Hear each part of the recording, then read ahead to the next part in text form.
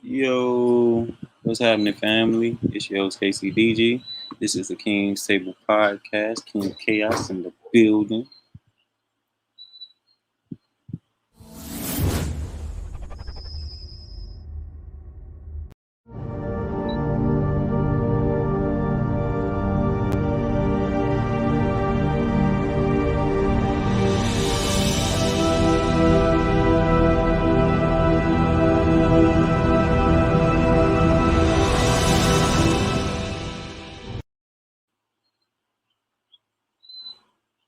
Okay, peace, family. Peace, family.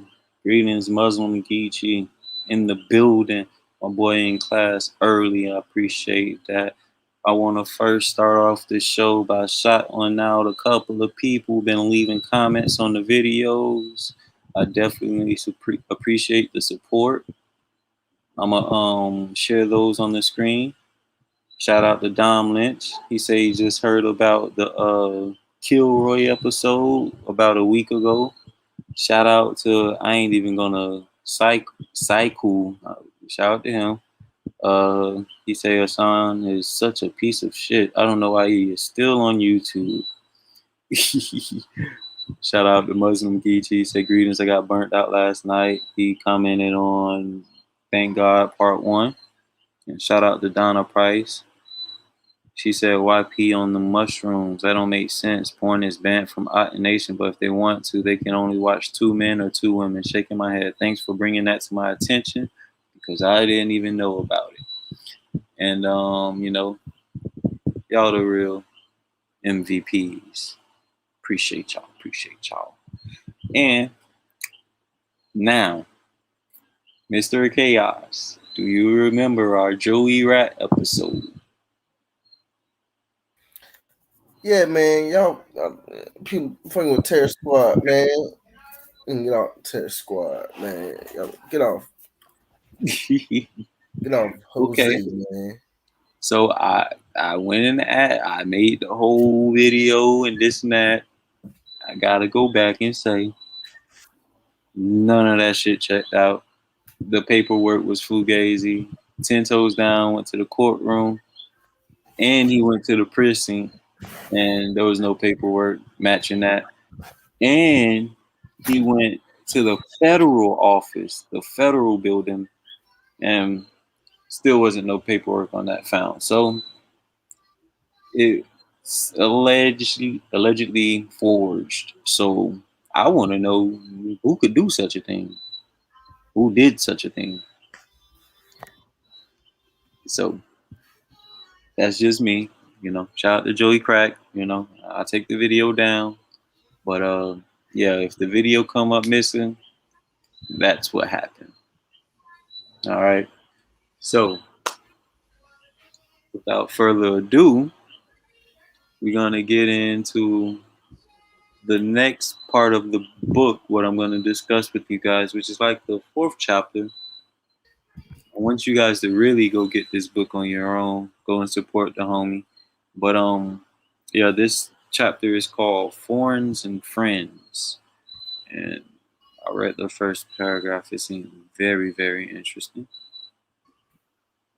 So I'm gonna share my screen. And we're gonna get into it.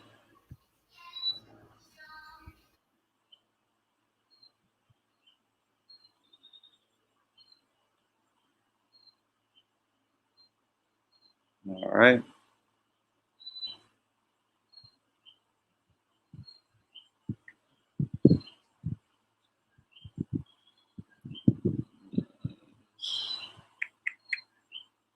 So here we go. Without further ado.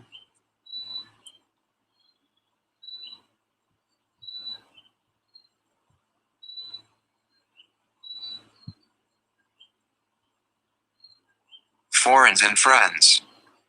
My laziness and unwillingness to follow instructions would force an unforeseen 10-year bond in relationship. Both my current managers Mike and Jay had become fed up with my habits and behavior and decided another manager would best suit me. This manager would be in charge of the stock section, African American, and a bit closer to my age. I believe they thought we could somehow relate, meet on common ground, or he'd get through to me. Think again. I could have cared less about him being black or 3 years my elder. If he thought he could throw around orders and enforce rules to me, he was under the influence of good drugs. I quickly sized him up upon his arrival and began making a mental checklist. He was tall, sported a slim build, and didn't come off as a threat in the slightest. My attitude didn't budge at all. This newcomer wouldn't be able to set the tone either. I greeted him with a nonchalant expression and listened to his speech regarding responsibilities within the stock room. I sat there thinking to myself the entire time, shut the hell up. I blew him off and returned back to my work.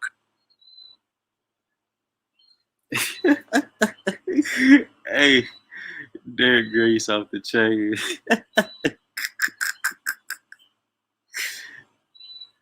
Shout out to Derek Grace.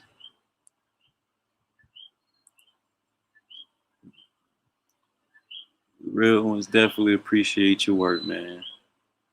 Our initial meeting wasn't the best, nor the worst, but another incident would finally create the bridge that would join us. Just a few days later, I'd be doing my usual, faking like I was busy and eating unpaid groceries on the clock. I left the aisle and relocated to a corner of the stock room and proceeded to quickly gobble up my fruit snacks. This was my usual hiding and eating spot. The punishment of such actions were termination, so I'd be sure to be very discreet when having my unscheduled lunch breaks. My getaway spot would be infiltrated on this given day. As I was enjoying my snacks in the confines of my personal corner, I was startled by a large figure standing behind me. The figure would turn out to be none other than this same Dudley Wright, stock manager. He calmly asked, "What are you doing?" He stared at me with a stern glare. I smirked out of nervousness and let him know exactly what I was doing. I was never one to duck the consequences of my actions or make excuses. I turned to him and awaited his response. He paused for a moment and shared a puzzled look with me. His response came as a total shock. He smirked back and calmly replied, saying, "It's all good. I steal from this motherfucker too." We both laughed and created an instant bond with this discovery of our shared policy-breaking habit. From that day on, we'd be connected firmly for years to come. This all-new alliance would serve to be very vital in keeping my job. Nearly every other employee and manager was rooting for my termination. My loyalty and allegiance to this newcomer would draw me into countless street activity, and our dog days were soon to come. Following a few weeks of extended work hours and wishful thinking, it was time for Bo and myself to retrieve our custom pieces. The wait and hard work had finally paid off. I'd actually worked hard at Winn-Dixie a few select days with this chain in mind, starved some days, and pulled back on the clothing and shoe shopping. It had been worth it, and I would surely make those sacrifices twice if I had to do it all over again. Bo and myself made our way to Shalimar that evening, grinning ear to ear. Little did we know, we were embarking on a lifelong relationship with not only Mike, the jeweler, but our fascination with gaudy jewels. This was just the beginning. Mike would return from the back of the store with 2 wrapped gems in hand. He greeted us with the same smile and slowly unfolded our pieces.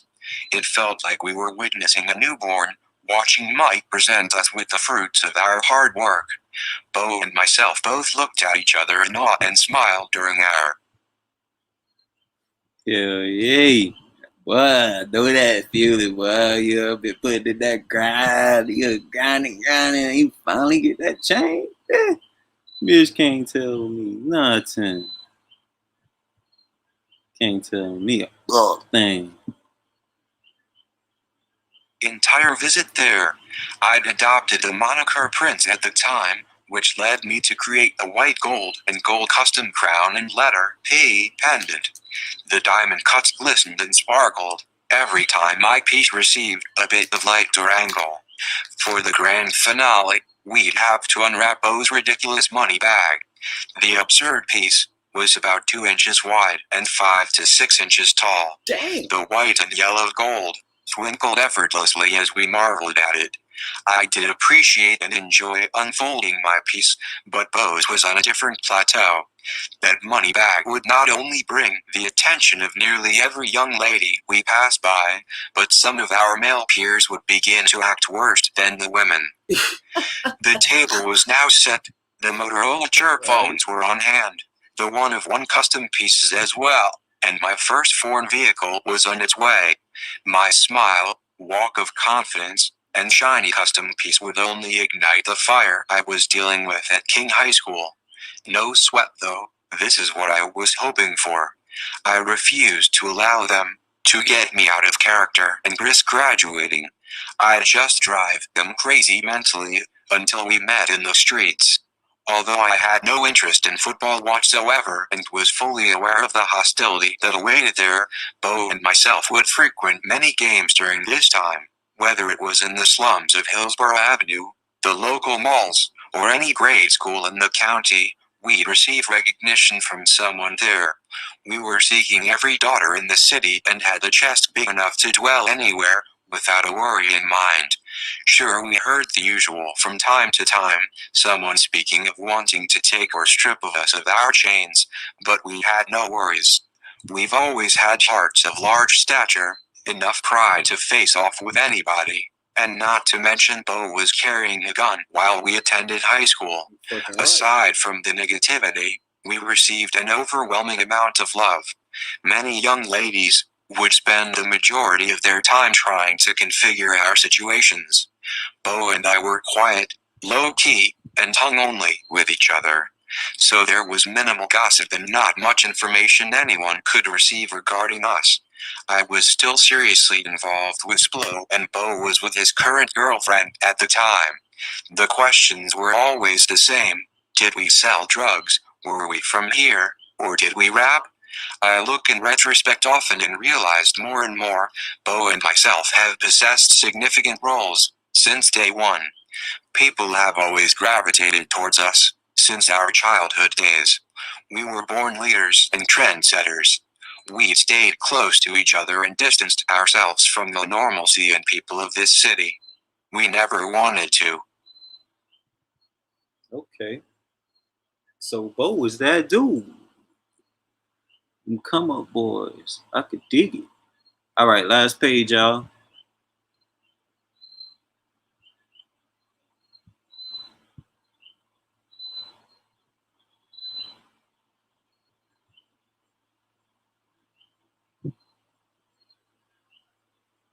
Just fit in with them or look like them. We surely didn't think like then. We admired each other and that's where it stopped. Our interest level would take yet another rise shortly after acquiring our custom pieces.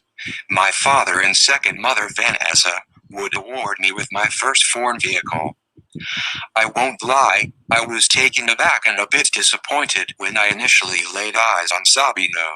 That was his name back then, but I instantly appreciated my car when I hit the lock button and jumped in. They presented me with this white beauty out of nowhere. My charming smile was on full display as we were being introduced. My 95 Saab sported an off-white coat of paint, electric sunroof, gray interior, gray alloy rims, and a middle console ignition. I eventually fell in love upon seeing all the bells and whistles he came with. Not only was a Saab unheard of in this time and era, but a middle console ignition and electric sunroof was a rare look among my teenage peers. Our bigger-than-life personas would only snowball from this new acquisition. I again had made another step away from the normalcy of this environment I was currently in. My thinking was foreign, my walk was foreign, my talk was foreign, and now my vehicle was foreign as well. My first vehicle still holds sentimental value with Bo and myself. In just a few short years, the Saab would be involved in a 5-foot flood, several brawls, receive a gunshot and have countless naked young ladies in it. The following week, I cheesed ear to ear, pulling up to King High School. I was again low-key and quiet about my new car, but my secrecy wouldn't last very long. By day's end, word had spread that I had some spaceship-like vehicle in the parking lot. When I returned to my vehicle that afternoon to leave, I had several spectators awaiting me. The few young ladies that didn't hate me were sharing their opinions and love for my saucer. I ignored the comments and chatter, knowing the love wasn't genuine, and proceeded to make my way home. My confident energy, flamboyant attire, and heavy jewelry only made the envy increase, as I suspected it would. The opposition would take yet another step to aggravate my presence there at King. Okay. Get back. Ooh, y'all gonna have to buy the book for that. Y'all gonna have to buy the book for that. I don't know. We might have to get into that tomorrow. I don't know. That's too much sauce.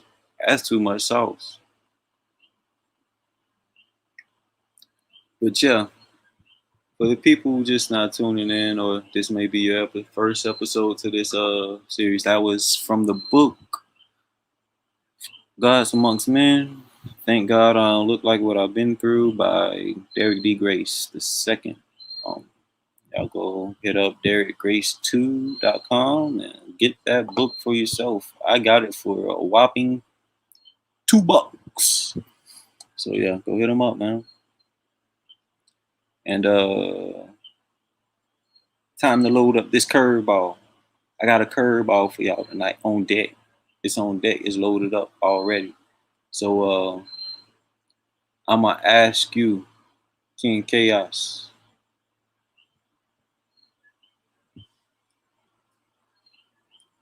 Get your ass on can. Where you at?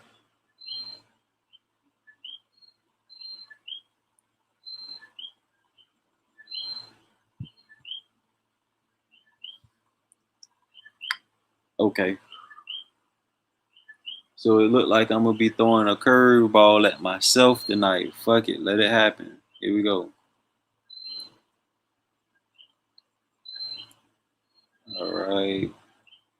Now, people, if you don't know what element 115 is, peep this out. Element 115. Element 115 is a super heavy element. It's something that we've only just recently synthesized. We only made 4 atoms of it, but the craft uses larger quantities of it, 223-gram little triangles of it. But it's a unique element. When it's exposed to radiation, it produces its own gravitational field, its own anti-gravitational field, and it's what's used to lift and propel the craft and create distortions around it. It's an amazing material. And now he says this material creates an anti-gravity force field when it's introduced to radiation. That's nuts. Can you imagine? Like, really try to imagine anti-gravity force field on a craft, any craft. Yeah, that's mind-blowing, in my opinion. And it's certainly nothing that occurs here or naturally. And it can be weaponized, and that's kind of the issue here. If this story is all true, that can be weaponized. Absolutely. Never miss a beat. Woo. Now, my question would be, what kind of weapon could you make out of anti-gravity material? Can't be a good one. And y'all let me know what y'all think kind of weapons could be made down in the comments, you know? And until next time, it's the King Table Podcast.